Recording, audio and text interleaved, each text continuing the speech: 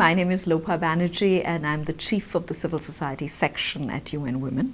UN Women works to end violence against women, on women's political leadership and participation, on economic empowerment of women, on looking at how countries allocate national budgets to gender issues, in other words, gender-responsive budgeting, on women, peace and security, which at this point in time actually is not just in areas of conflict, because peace and security has become issues beyond conflict into humanitarian areas, on migration and in that area. And fundamentally, this rests on a fundamental basis, which is UN Women works to change the laws and policies that impact the lives of society, and to work on changing the norms and behaviors that then lead to the development of these laws and policies and development of social behaviors. We are at a time right now when the rhetoric on gender equality and women's rights is louder than we have seen in a very long time. We have also been able to achieve through global norms enormous gains for women's rights. But these are norms, laws and policies. We have achieved this at the global level. At the national level, this kind of enormous achievements that we have made at the global level have not been implemented. So we still have the existence of more than 100 laws, more than 100 countries that have laws that actually discriminate against women and girls. So fundamentally what is required is the political will for implementation. Not just the political will to achieve these laws and policies, but the political will for implementation. That's number one. And number two is the commitment on the part of political leaders to change the culture of misogyny. So where UN Women focuses on is to drive the accountability of political leadership, because political leaders at the top have the power of the pen in their hands. And through the power of will and signature, much can be accomplished in terms of change and transformation.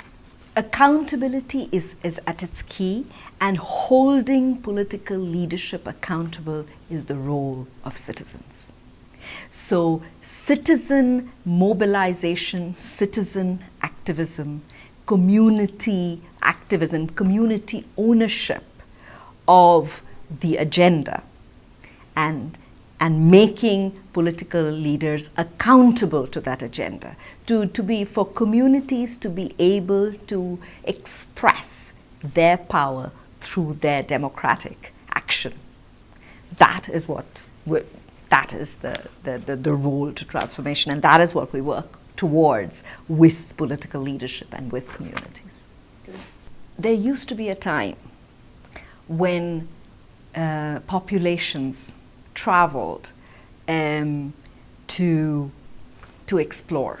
If we go back to ancient times, migration has been part of the human genome for as long as memory takes us back, as long as human consciousness goes back. We've always traveled. We've always, as the human species, we have always traveled. So, we are at a moment today when we have gone back to the reasons why human beings traveled at the dawn of civilization. Through the years, that travel changed. People traveled to expand power, colonialism was expansion of power. People traveled for trade. People traveled individually to improve their lives, to seek better opportunities. But we have gone back now when migration is not just about seeking opportunities, it is about fleeing war and famine. People are traveling, people migrate today to save themselves from death, to save their families from death and devastation and destruction. And so we have actually gone back in terms of migration when, ancient hominids traveled or migrated for food, for survival. We have gone back today where migration is for survival.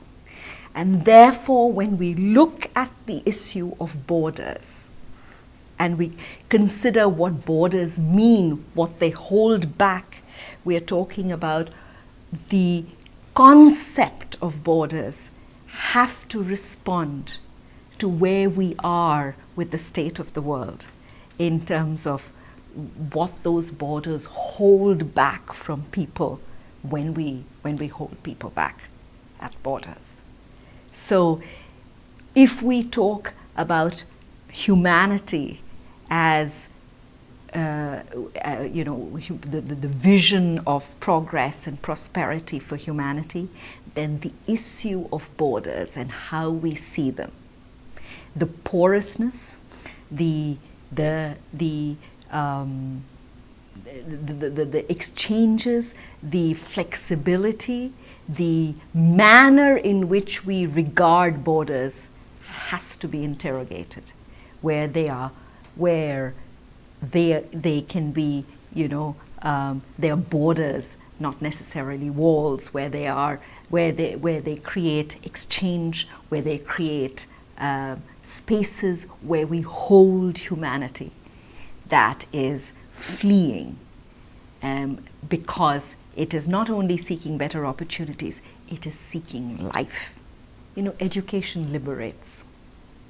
Fundamentally, the role of education is to enable courage. It is to enable questioning. It is to allow for the ideas of transformation. And so young people, education, this is the now. Young people are not the future, they are here. This is now. We are in a world today where we have more young people than ever before. And so this is the energy for change, for transformation. And particularly universities such as this that are located at borders, that face the issues of cultures, of peoples, that are dealing with issues of justice and dignity and peace across race, gender, peace itself. These universities become the theaters for what is possible to do with student inquiry, student activism, and faculty solidarity in terms of education as an enabler, as a means of transformation, as the ability to imagine new realities and new societies. We see this as the beginning of a collaboration. We see working with young people and educational systems as crucial to our work, because our work is about transformation. Gender equality is not only about the rights of women and girls. Gender equality is about social transformation, because gender equality is the longest, deepest movement for equality that the world has ever seen, because it cuts across so many different issues. And to talk about that, and to in such a space, at this moment in time, in this border location, with all of the interrelated issues, I think both the potential and the possibility of solidarity, of movement building, of education, of imagination and creativity is very, very exciting. So we are profoundly grateful for this invitation to come and talk to you and to hear from your students and your faculty. Thank you very much.